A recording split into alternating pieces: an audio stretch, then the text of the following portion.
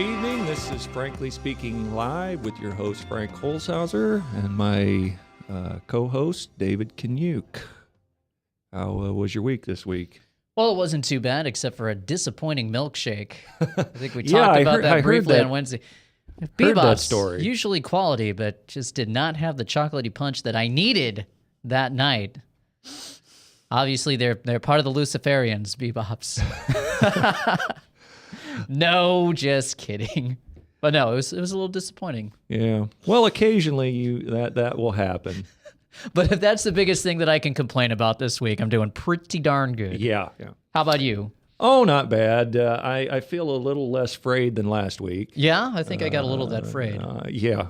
Just a little tired, yeah. I gave you some of that. Yeah.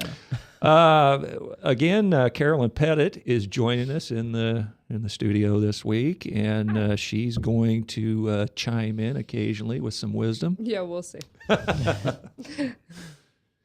Of course, if you would like to join the show with your questions or comments, be sure and call toll-free 855-244-0077. And if you're calling locally in the Des Moines area, that's 244-0077. I thought I would start off this week, and you guys may have a different opinion on this. But this account comes from Acts 9. It starts in Acts 9:35, and it goes through to Acts 11:18. And I wrote this week. It's funny how many people can get it wrong. Peter was in Joppa. He had just raised the woman Dorcas, or Tabitha, from the dead, Dorcas being an important servant in the Lord's work. But while praying on the rooftop, Peter fell into a trance and was given a vision. In this vision, he saw a sheet being lowered by four corners, full of four-legged beasts of all types. When the Lord told him to eat, Peter responded by saying he would never eat anything common or unclean. Now, please put this into context here. While this is happening, a Roman centurion from Caesarea is sending for Peter to come to his home and preach the saving word of the gospel to him and his household. The centurion Cornelius was to be the first important fruits of the converts from the Gentiles. Peter had much venom and bigotry and hatred of the unclean, so in this vision the Lord was telling Peter that he must surrender his prejudices to the Lord's will. Then as he spoke in Cornelius' home, the Holy Spirit fell upon Peter and all those listening in the spirit of tongues. So each heard and understood the words spoke that day. Where in the world, knowing the context of this vision, would anyone get the notion that God had set aside dietary law? Diet had nothing to do with this story. The story was a teaching moment for Peter to realize God's love for all mankind, not just the Jews. So the long and short of this is swine is no better to eat now as then, and it magically did not become edible flesh. Same with shellfish or birds of prey. Animal flesh was never intended for nourishment to start with, but after the flood, God allowed its use, but restrictions were placed on it. Now, you can eat what you want, but you will pay the price in your health for it. Ryan, pop up the verse. So in the moral of this story, a lot of people jump on the common unclean as something that God eliminated certain things or allowed the use of certain things in our diet that he had formerly said was wrong for us. But I think this verse should clear it up because this is Peter talking, because he was relaying the story, I believe, to his brethren after God had shown him this. And Peter was saying, and said unto them, ye know that it is an unlawful thing for a man that is a Jew to keep company or come unto the house of another nation. But God hath shown me that I should not call any man common or unclean. So a lot of people seem to base their desire to eat what they want. And of course, eating what you want is not necessarily sin, but you will pay a price for it in your health. So I just think it's kind of interesting. When we read things in the Bible, we have to try to put them in context of the story in which they were written. Well, I guess that's it for ham sandwiches then. Is that why I look frazzled? Oh, I had turkey today. I'm good. I'm good. Yeah, what's interesting about that, I don't remember what book I just read it in, that Christ was talking about food a while back. About it doesn't, whatever goes into a man isn't what makes him unclean, but what comes out of a man's heart. Even at that point, Christ was even saying, it doesn't matter what you eat, it doesn't matter what you do, it comes out of man's heart. So I think even, like, Christ even spoke about that even before Paul did. Well, I don't think the battle today is as much with, should you be eating shrimp or should you be eating pork? If you really want to take a look at healthy eating, you need to be cutting out this genetically modified organism stuff out of your out of existence, because that stuff is specifically designed to basically take all the good stuff that was in food. Yep. I mean, you hear the old saying where your grandpa says, "Well, a tomato that I used to eat when I was a kid, that ain't the same. What I eat now ain't the same tomato that I had as a kid." That's literally true because of what they have done with genetic modification. And I'm not talking about just different type of breeding and everything, but they're actually pumping stuff into them. Right, they're able to actually put protein, different types of cells in there. Like they're talking about growing corn with polio vaccines or something like that in there. Now, what kind of effect is this going to actually have on the human body? It has it, especially being a female. It does. It can change things. Absolutely. When they pump in all the extra stuff into chickens, I know like that. I've heard a lot of that, and actually in California, that it forces things and whatnot. So yeah, it's not good.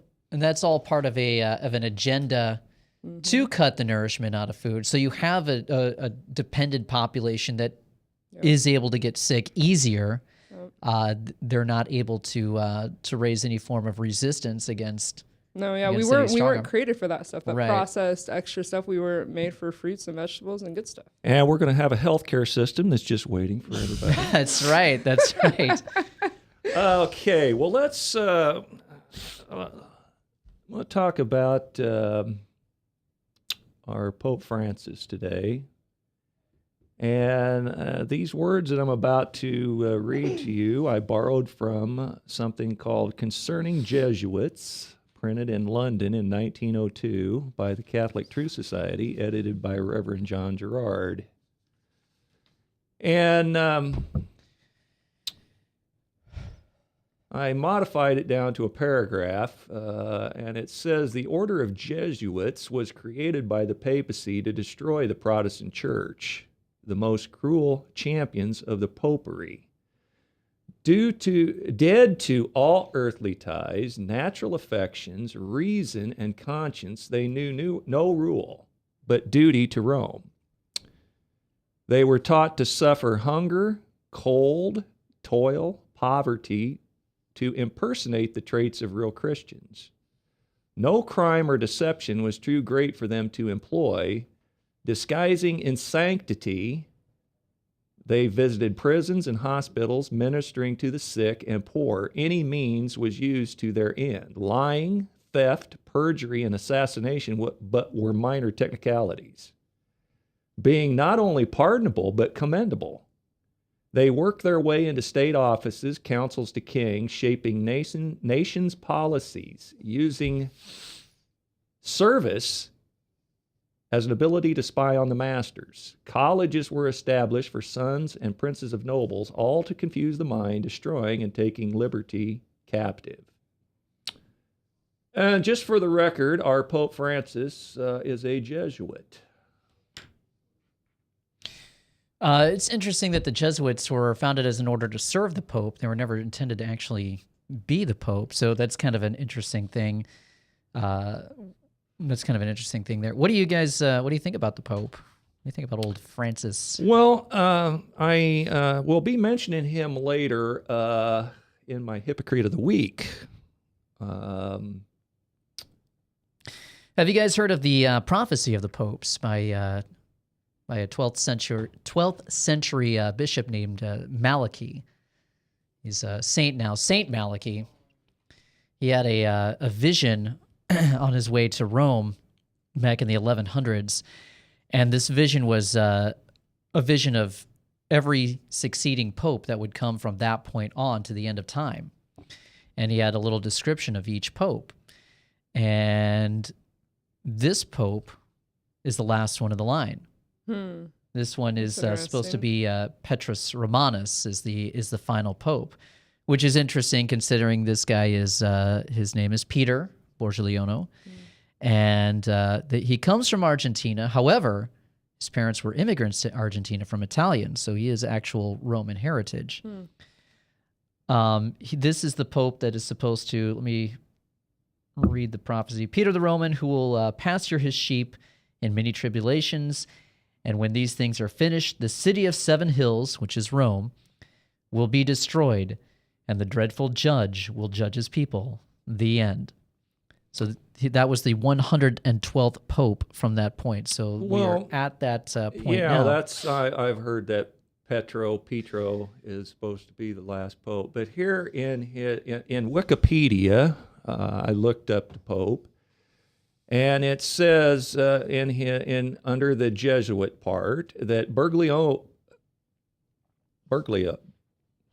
how's it pronounced? Bergoglio. Studied at the Archdiocese Seminary of Immaculata Concepcion Seminary in Villa Devoto, Buenos Aires. After 3 years, entered the Society of Jesus as a novice. Bergoglio said as a young seminarian that he had a crush on a girl he met at an uncle's wedding, so much so that he doubted about continuing his religious career. As a Jesuit novice, he studied humanities at Santiago, Chile. At the conclusion of his novelty in Society of Jesus, Bergoglio officially became a Jesuit when he made his religious profession of initial perpetual vows of poverty, chastity, and obedience to the member of the order. So I guess they had it right in 1902. So he also chose the name Francis, I believe, off of Saint Francis, who had his own prophecy. Correct me if I'm wrong, about concerning the final pope line. And Petrus Romanus is supposed to be the pope that leads the faithful astray.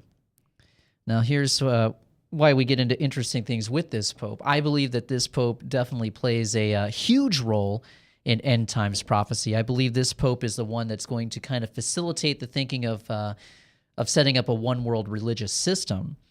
Pope Francis is actually heading over to Israel and the Middle East this week. I think today actually he'll be there.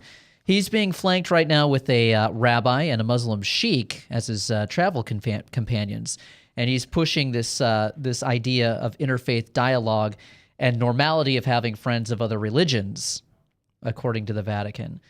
So to me, I'm interpreting that as setting the groundwork for this notion that, well, we all worship the same God, and really it's just different paths to the same goal, which is total Bravo Sierra, especially if you actually study the origins of the Muslim faith, which is, Allah is not God. Allah is an actual moon deity that was worshipped back in the day.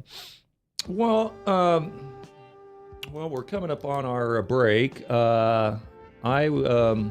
This has been Frankly Speaking Live with your host, Frank Holzhauser, and co-host David Canuck and Carolyn Pettit in the studio with us, and Ryan, of course, producing. When we come back, I've got so many hypocrites of the week, I guess I will offer one up. A sacrifice when we return from our break. Wasn't there a song, It's Raining Hypocrites? I'm not sure. Google that one. Yeah.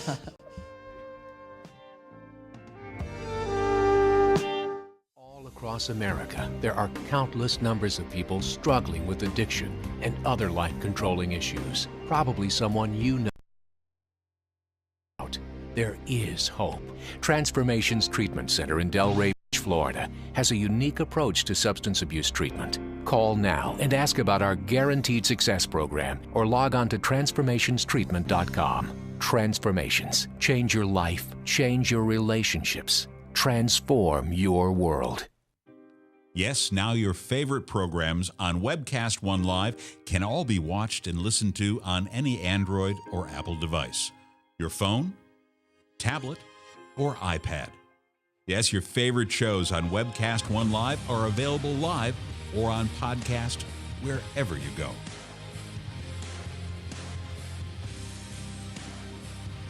Let me introduce to you some of our great shows. Shalom! Every week on Understanding the World with Rabbi David Kaufman, we'll talk about issues in the Middle East, issues related to the Jewish tradition and religious traditions in general, and keep you up to date on exactly what's going on around the world.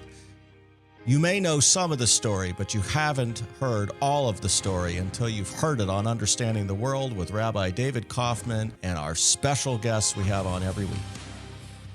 Hey, this is Doc with Doc and Lefty. I want to tell you about our brand new time slot. It's from 6:30 to 7:30 p.m. It's on the same night, Tuesdays. We now follow Ed Fallon and the Fallon Forum on webcast1live.com. I want to tell you a little bit about our show. Our show is focused on local, state, and national, and sometimes international politics. We like to keep people updated and informed. We also have very interesting guests. So please join us every Tuesday from 6:30 to 7:30 p.m. on webcast1live.com. So when you want to watch your favorite Webcast One program, remember, there's an app for that.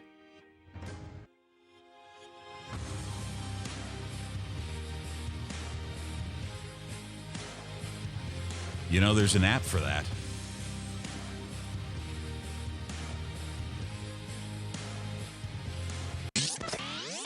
From the RE/MAX Real Estate Concept Studios, this is Webcast One Live. Get away from us, you mean old credit card. We don't have any more money. We're in trouble now. Save us! Help! Somebody save us! Somebody help! Help! Save us!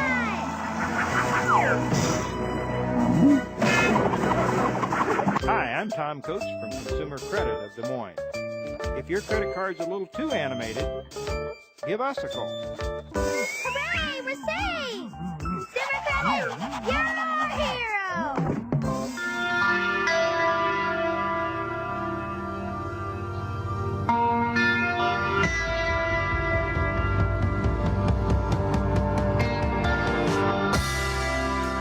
And we're back with Frankly Speaking Live. I'm your host, Frank Holzhauser, co-host David Kanyuk, and in studio, Carolyn Pettit. This was going to be one of my hypocrites of the week, but since we didn't have any time for our hypocrites last week, I was going to give one to Mr. Pope Pontiff, hypocrite, who wants to eliminate poverty. And I mentioned that I've got a big idea, man.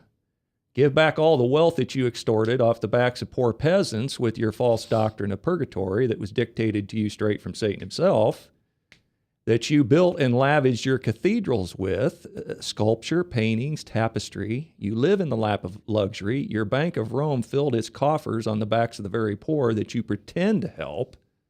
Christ did not entertain any such adoration, wealth, or luxury. So this is my number one hypocrite of the week, and for every week going back to the 4th century, and the world wonders after the beast. So do you think Pope Francis is the Antichrist, or will become him? Well, we'd all like to think that the most current Pope is the last one. Whether he will be or not, I'm not sure. Just taking a look back at the archives from my site, seeing a story posted on that was posted on RaidersNewsUpdate.com. That's Tom Horn's website, who is an amazing researcher, has been researching the prophecy of the popes and so many different things concerning the Catholic Church for years and years. There are a couple of great books out there you can pick up.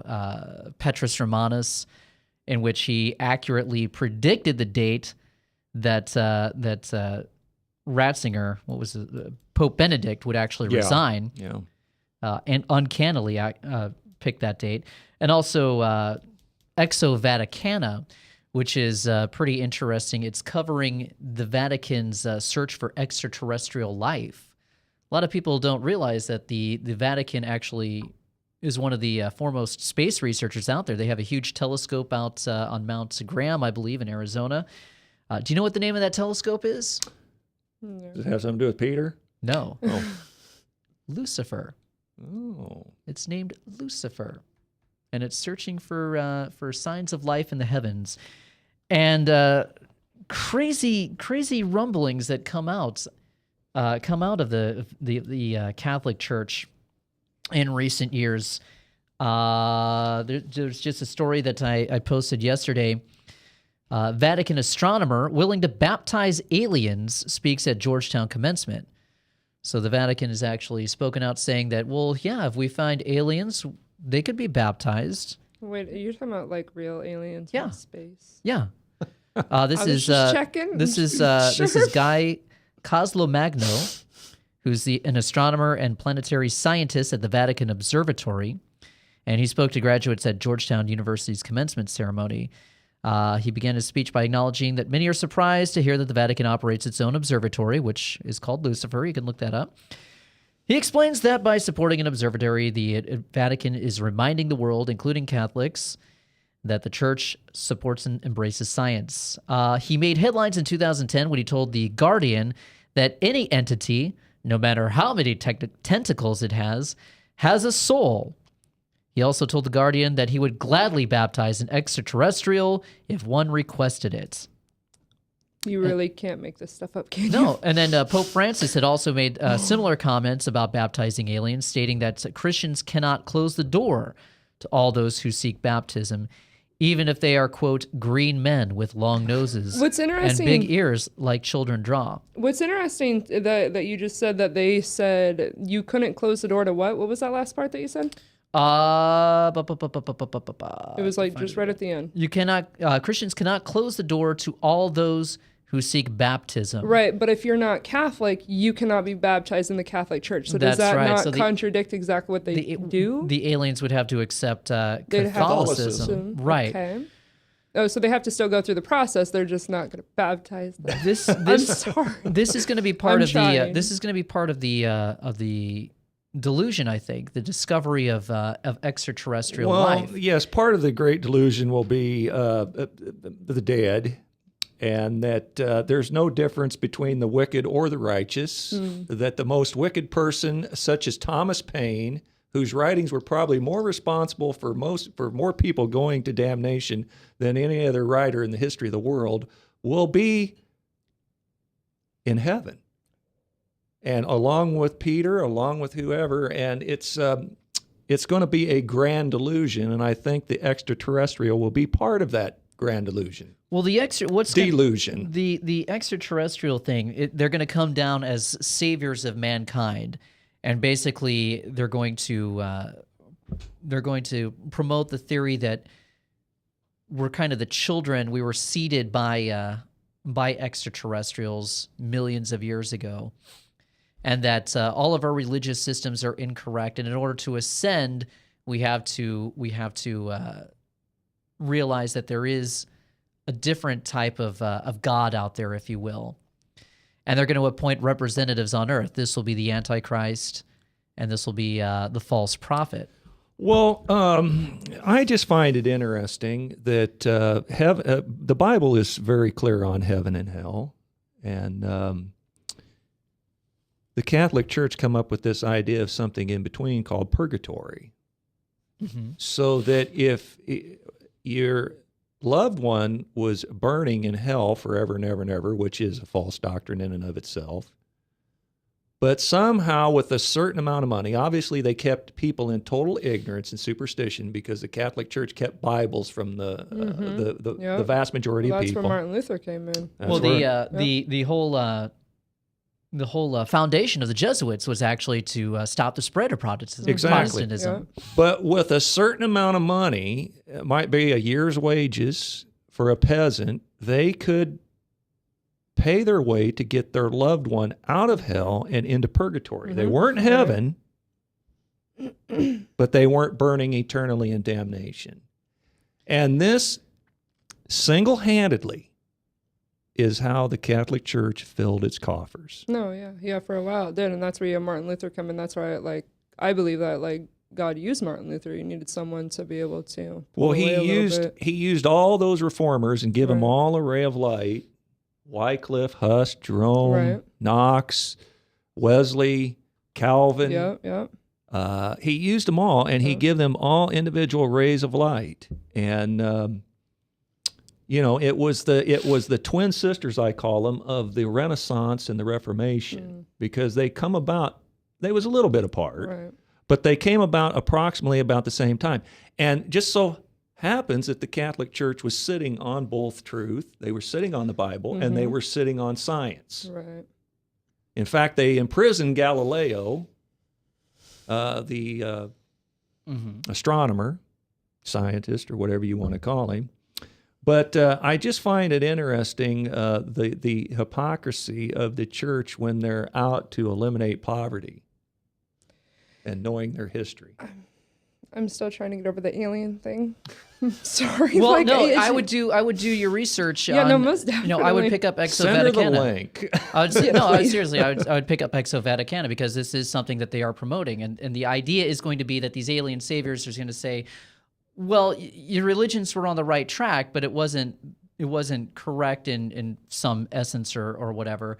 They're going to say basically that all religions are worshiping the same God, and then set up that one world religion. And the whole idea is going to be, if you're not worshiping that one world, the God that they set up, then you're going to be persecuted and killed. It sounds like if you would pull off and throw off everything else just from those few statements, to me it sounds like a cult.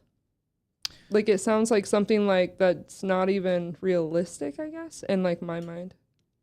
Isn't it kind of a cult, though? I mean, they worship the Pope as God's representative, which is in direct contradiction of what the Bible says. Well, basically, it's Revelation. The book of Revelation basically talks about, come out of Babylon, do not drink the wine of the wrath of her fornication.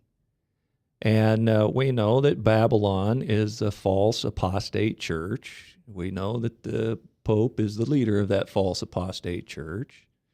And a harlot is, Babylon is the mother of harlots. And the daughter of harlots is false churches that hold hands with the papacy, basically. So Christ is saying at the end of time, whether you be a Lutheran, a Methodist, whatever you are, at some point, God's going to draw his people into one group, one church, one body. And it's going to be those with the mark of the beast, those without the mark of the beast. Right. The righteous, the lost. And so when Christ says come out of Babylon, he's saying come out of false churches, join his one true church, which I believe is spiritual Israel, as we talked about on the prior show this afternoon. I believe that true church is spiritual Israel. And since Babylon no longer exists, you're either part of spiritual Israel or part of spiritual Babylon. Right. Well, I think it's interesting with Martin Luther, though. When he pulled it away, I mean, there's a certain point, he didn't want to destroy the Catholic Church. He wanted to reform it. He wanted to stop things that need to be stopped, like we were talking about with buying for purgatory. I mean, that's not even biblical. Christ doesn't speak that at all. Well, in fact, Luther taught expressly against immortality of the soul, that somehow the soul lives on once it leaves the body. Luther taught against that. Solomon taught against that. So if you're burning in hell forever and ever and ever, apparently you're alive. So when Luther is teaching that there's no immortality of the soul, you cannot possibly be in hell burning forever and ever and ever. And I would simply say, well, where's the tree of life in hell? Where's the tree of life that we have to partake of to maintain our eternal life? If the tree of life was in hell, couldn't keep the leaves on it, it'd be burning and then burn the leaves off. So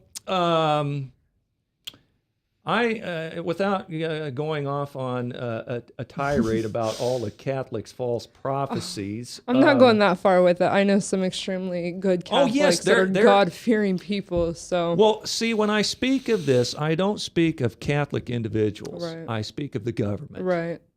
Yeah.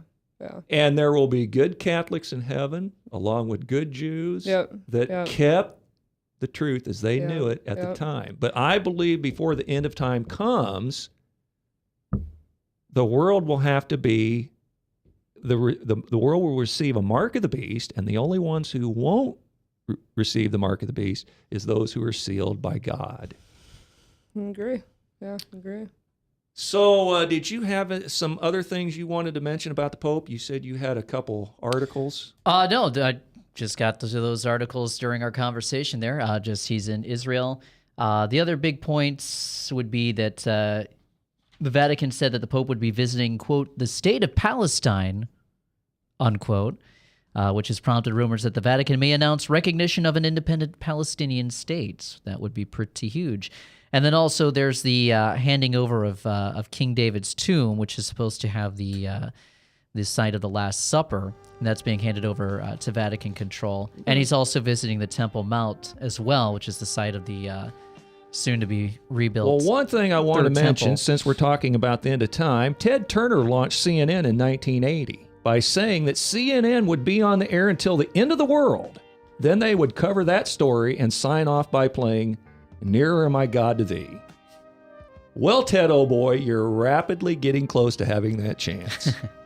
We're at the top of the hour, and this has been Frankly Speaking Live with your host, Frank Holzhauser, my co-host, David Canuck, and Carolyn Pettit in the studio with us this week again, and, of course, Ryan in the studio producing. We will return shortly. From the RE/MAX Real Estate Concept Studios, this is Webcast One Live. I'm Brian Leach, owner and general manager of Service Legends. I brought along a couple of the home comfort heroes. Hi, I'm Tammy Wells. I am Nick Wondershide. I am administrative manager. I am the senior technician from Service Legends. It seems like every good thing, when you feel it to the bone that it's good, there's a lot of hard work put behind it. I don't think that you can fake it and have it turn out good. You know, if we seem like, okay, that's just weird, it's just a furnace, why would you believe so deeply in a furnace? It's not just that, you know, we want to show the world that you can have good service. Yeah, I mean, it's got to be, it's your home. You know, it's built into our daily trainings, it's built into our culture, that we're going to do whatever it takes to have each client say they love us, period. That's why we spend all the hours in the training that we do. And if we guarantee it's going to be a good experience for you, or else it's free, what type of work do you think we're going to do? There is a guarantee. Temperature selection guarantee, fixed right or it's free guarantee, comfort guarantee, best value guarantee. All of these guarantees hold us accountable to ensuring that we exceed your expectations. And if for whatever reason we'd fail and we can't make it right, we guarantee all of those guarantees with a 100% money back guarantee. I mean, if you don't think that your technician can fix it right, are you going to say that to a client? No. You don't have to worry about having a technician come to your house. We drug test, background check all of our team members. We put safe people in your home. Each and every one of our service techs, 400 hours a year in training. You tell it the minute they walk in the door. They know what they're doing, they've done their homework, and they actually truly care about what you want. Because at the end of the day, you're the person that makes sure I have a job. They're going to be listening. They're going to want to know what your challenges are. Then they're going to come and give you options, and you get to choose. If I'm there to help and I make it easy and painless, I did my job right that day. Well, when it comes to your comfort, safety, and your family, you know, you don't necessarily go buy the most expensive, but you get the most bang for your buck. Oh, it's worth it, because there's a lot of people that will find a way to get it to work right now and then leave and then come back, charge you again, and the cycle just repeats itself. So when I'm out there looking at the furnace, I want to find why it failed today. How can we change the part today with something that you're not going to have to worry about? Is it worth changing the part today? I mean, you can put a lot of money into a furnace. I can fix parts all day. There's good job security in that for me. But is it the right thing for you? I get a lot of the phone calls of after the technicians are there. They're just in awe. They're like, wow, you guys are great. I mean, I don't even know what to say. You guys are great. Everything you did was perfect. It was great. Keep going though, I like this. Just give us a try. I'm gonna take all the risk. I've got the time to make this right. I've got the support to make it right. Just check us out. And if you don't see the value in what we do, I mean, fixed right or it's free or 100% money back. Enough said.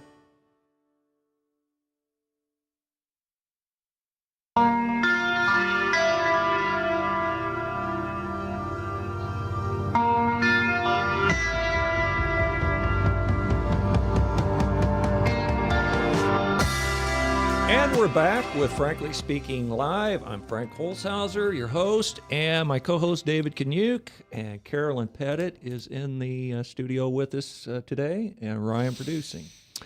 I will get the second part of our show started off. I'm pretty sure David is loaded for bear on this topic, so I will get him started. Is it back on that milkshake?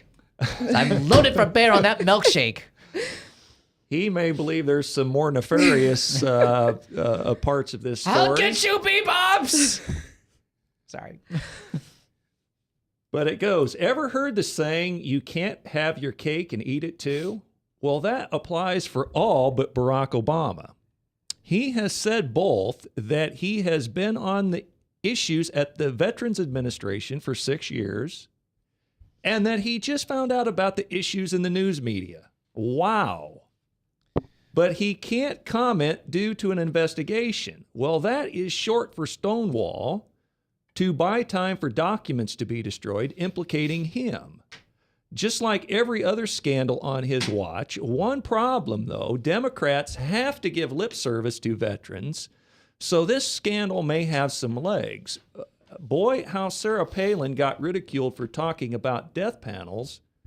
Well, this scandal is a prelude to ration care that Obama has in store for Americans. And you feel that there's even some more nefarious reasons that the Christians may need to watch out for. Well, sure. Let's run down what's happened this week. So yeah, he says that, I didn't know about it.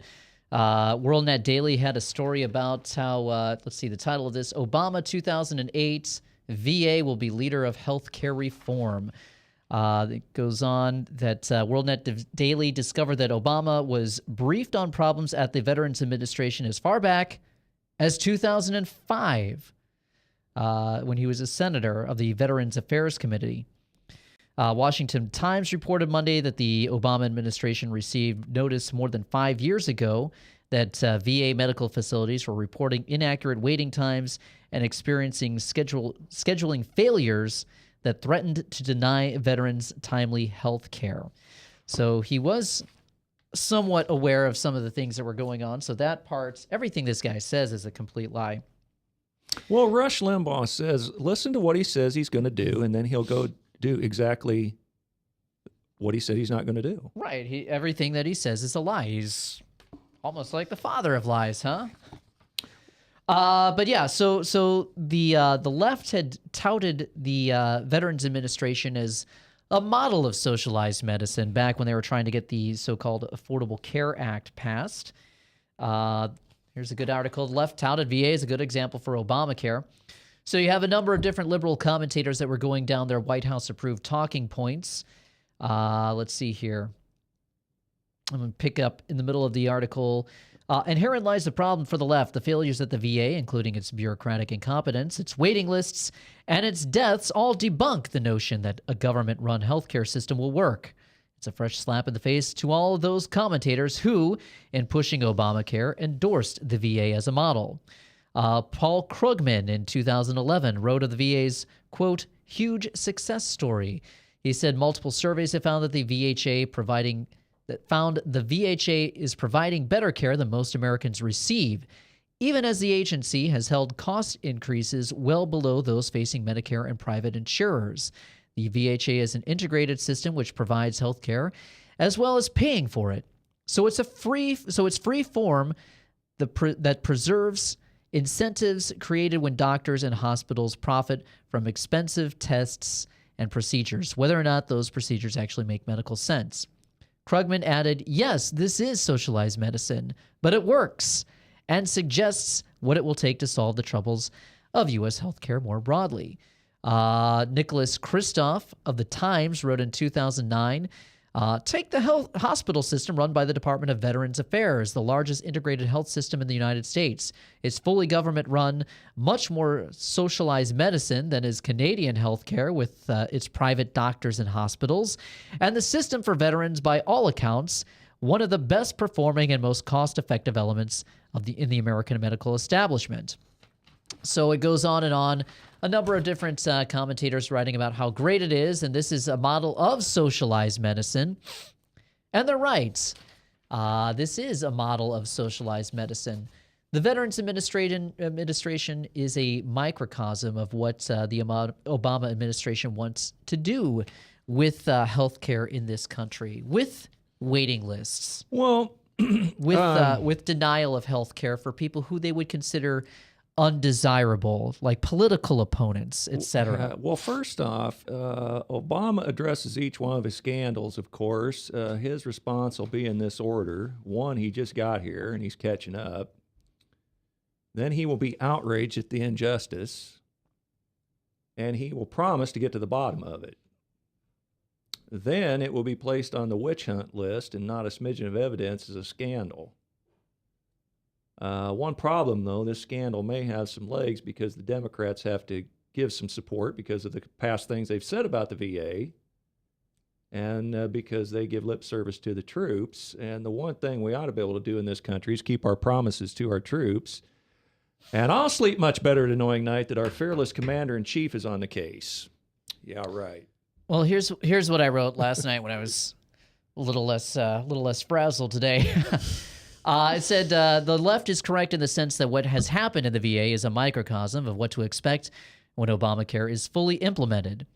Healthcare rationing, secret waiting lists, and the denial of care to anyone that the political machine views as undesirable. This is why doctors have to get approval from a database in Washington as to what kind of treatments they can prescribe. This is literally the framework for the beast system being put into place. Remember when Hillary said that you shouldn't be able to get a job if you didn't have health care?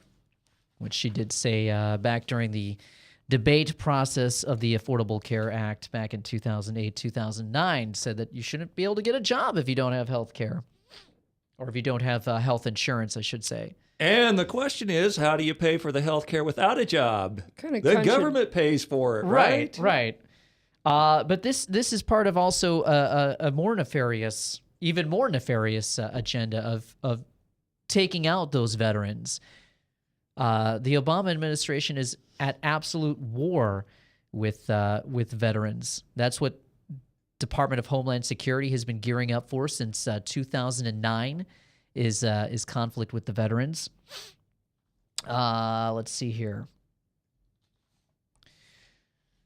We have a whistleblower saying that a VA supervisor, I believe in North Carolina, said that older veterans should be shot in the head, quote unquote, to save money. Let's see here. The employer also revealed the shocking attitude of one supervisor at the hospital towards older veterans who asserted that older vets should be taken outside and shot in the head because they're worthless. The individual still works at the hospital and was not disciplined for his comments. So this is all being set up to go after anybody who opposes Obama. Anybody who opposes this dictatorship that has been set up. And let's not make any bones about it. Obama did declare himself the dictator back in January when he made his comment that he has a phone and he has a pen. He declared himself. Well, Charles Krauthammer wonders why he even bothers with the pen and the phone. Why don't he just take his bullhorn and go to the balcony or the roof of the White House and start bellowing out dictates? Well, that might actually be the next step. And so they've created this mechanism, and this was the beginnings of this creation of this mechanism went back to George W. Bush with the Patriot Act and everything like that. And it's just been further accelerated with things like the National Defense Authorization Act, which says that they can detain anybody at any time for anything without giving trial or anything like that. They even declare the right to kill whoever they want. A reporter who reports on the story of somebody who is detained can be detained themselves just for reporting on that story. Well, didn't we have another story in the news yesterday about some decision a judge had made on drone strikes? There was a... I think a judge made a decision or made a ruling on something just yesterday. Right. It was the judge who had written their the legal case for being able to use drone strikes on American citizens without any type of warrant or due process. He was appointed, he was a nominee for I believe the Ninth Circuit Appeals Court. That'd be the appeals court in New DC. England. It's DC court. It was in New England. It would oversee like Massachusetts, et cetera, et cetera. Right.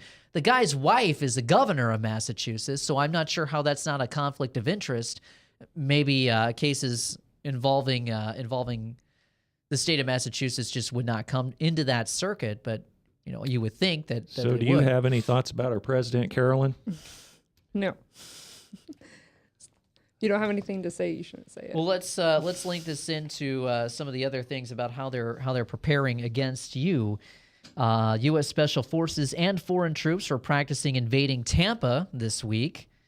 Forces from Belgium, Canada, Colombia, the Czech Republic, Denmark, Estonia, Finland, France, Germany, Ireland, Jordan, the Netherlands, Norway, Peru, Poland, and Thailand, along with the United States, were practicing taking over an urban area. They were using Tampa. They even staged a mock kidnapping with the consent of Tampa Mayor Bob Buckhorn from, quote, an insurgent village held by violent extremists. Helicopters, boats, ground mobility vehicles, and commandos unloaded blank rounds as a 14-man team worked to locate the mayor. High-ranking members of the Army, Lieutenant Joe Votel, discussed several topics, including the nightmare scenario of Sunni extremists or extremist organizations obtaining biological, chemical, or radiological nuclear weapons.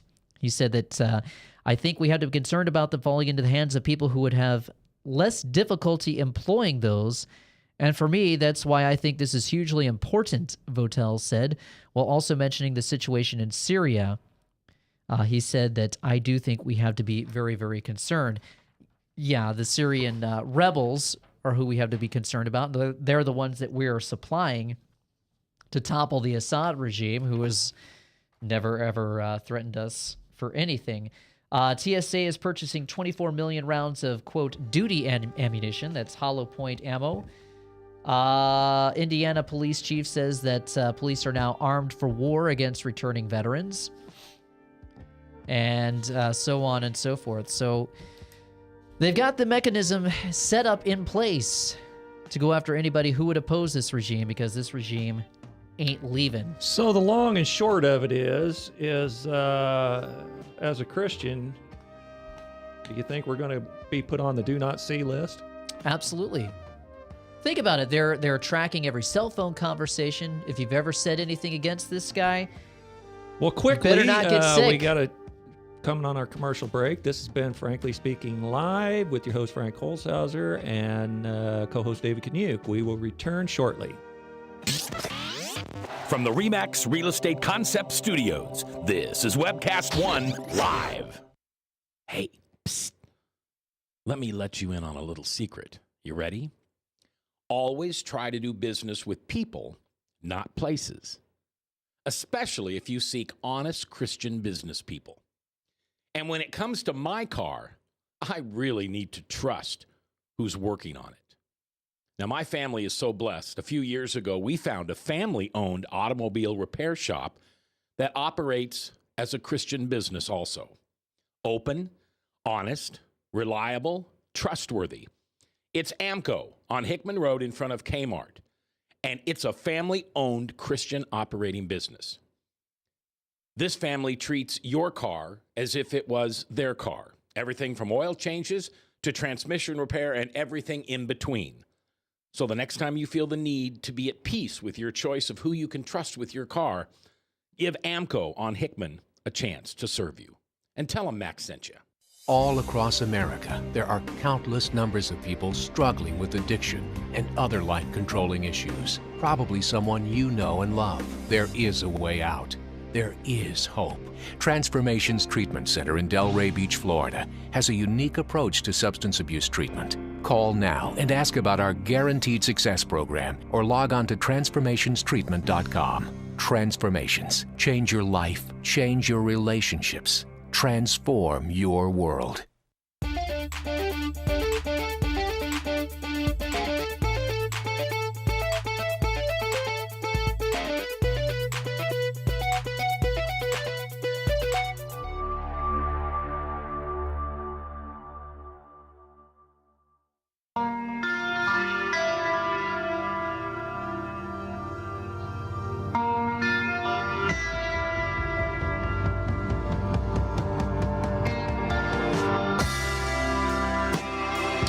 And we're back with Frankly Speaking Live. I'm your host, Frank Holzhauser, my co-host, David Kaniuk, and Carolyn Pettit in the studio with us. My hypocrite of the week, basically, since I offered you the Popanif on the hypocrite altar, I'm going to name Chris Hayes of PMSNBC. He has opined that Karl Rove needs to back up his allegations about Hillary Clinton's health. Now, first of all, it was either a bogus delay to avoid the Benghazi hearings or it was a legitimate medical issue. Not many folk are laid up 30 days for an irrelevant health issue. If she wasn't avoiding the hearing, it was a major issue. But it's the double standard. Harry Reid routinely makes all sorts of bizarre allegations. Last election cycle, he accused Mitt Romney of not paying his taxes based on something he was told. When the hell did Chris Hayes demand proof of that accusation? Or for that matter, any liberal media types? Nancy Pelosi alleged not long ago that a Republican insider told her that his party doesn't care about the poor because they don't exist. Again, Chris Hayes was on top of that story demanding proof. Not. It's beyond comical. It's just sad. We can't have a real press that scrutinizes both sides equal. Well, dream on. Yeah, I think he does have a point in some respects that he should kind of back up why he is speculating about her health.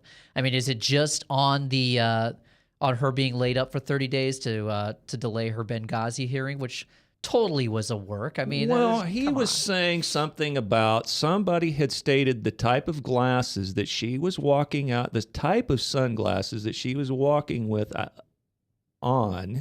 she had on, walking out of the hospital, was glasses that people with severe brain injuries potentially wear. So he scrutinized these glasses and said those are brain injury glasses. Well, supposedly she fell and suffered a concussion.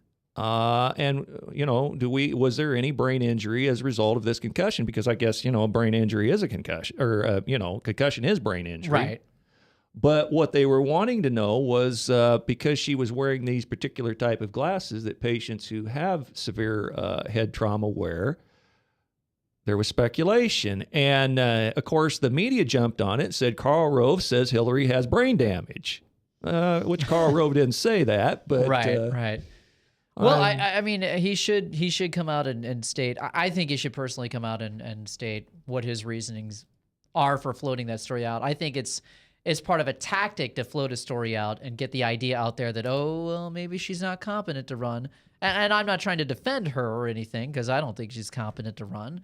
But I think it's just kind of a diversionary tactic, so to speak. Well, legitimately, all candidates are eventually asked about their health records. Right. And I'm not sure if Barack Obama released his. I think he may have released a partial list of his health records. But apparently Rove wants to get the story in the media for the media to cover it, and he got his job done because the media is covering it. There you go. So you have a choice for this week, and I got a couple that I didn't get to last week. I'll be quick with them.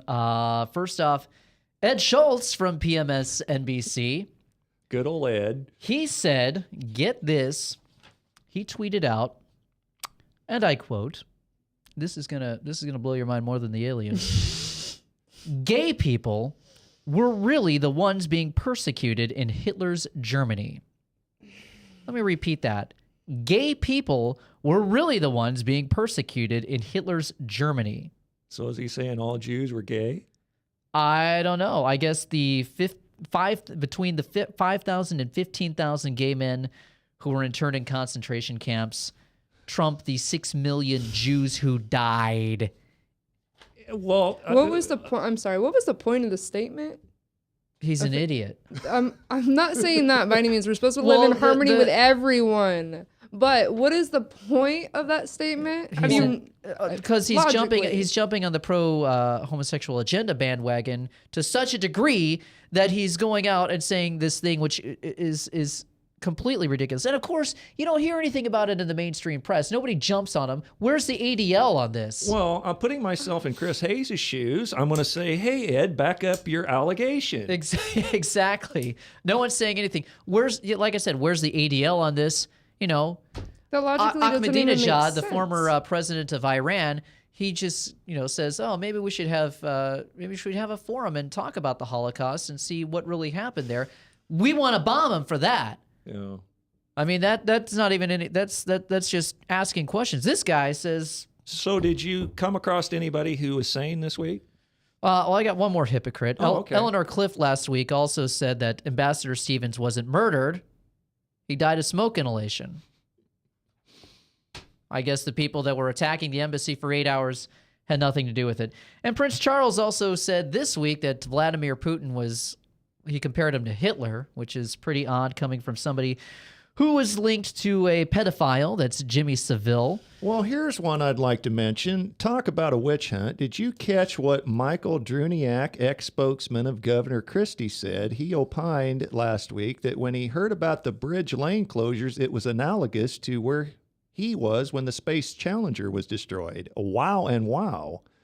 Besides the fact that the bridge closure was a regional event and the Challenger explosion was viewed nation and worldwide and by millions of school kids, including mine, scarring many, I just was shocked he didn't invoke the Kennedy assassination. Where were you?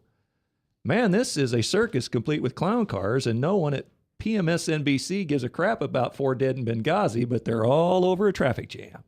Well, he died of smoke inhalation. Eleanor Clift said so. I did find somebody sane just today.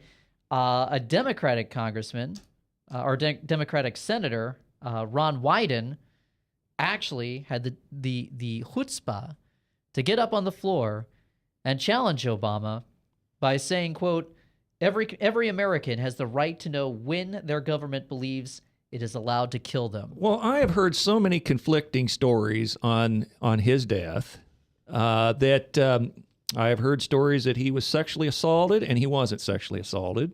Wyden?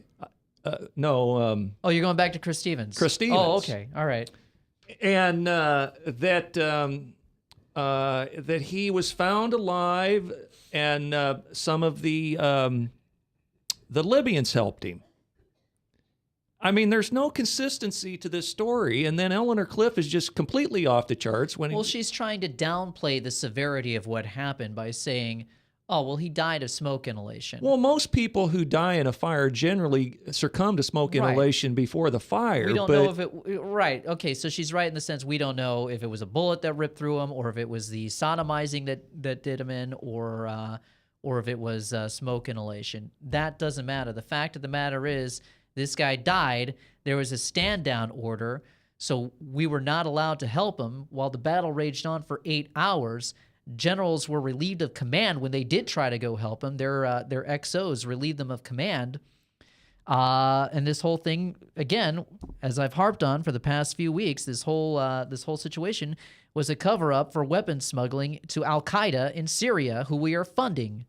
Well, do you think the committee on Benghazi will even attempt to get to the bottom of this? No. The truth will not come out. And you think?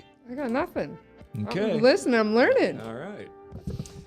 Well, this has been Frankly Speaking Live, and I'm your host, Frank Holzhauser, and my co-host, David Kaniuk, and Carolyn Pettit joined us this week.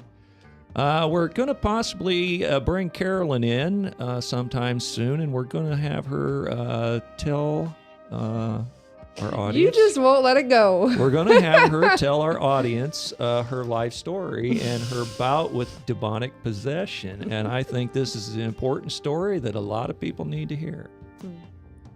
Are you game? Definitely. All It's right. not my story, so he'll do what he wants. It's God's story, That's right? right, absolutely. All right. Well, as I said, this has been Frankly Speaking Live, and we will join you next week at this same time.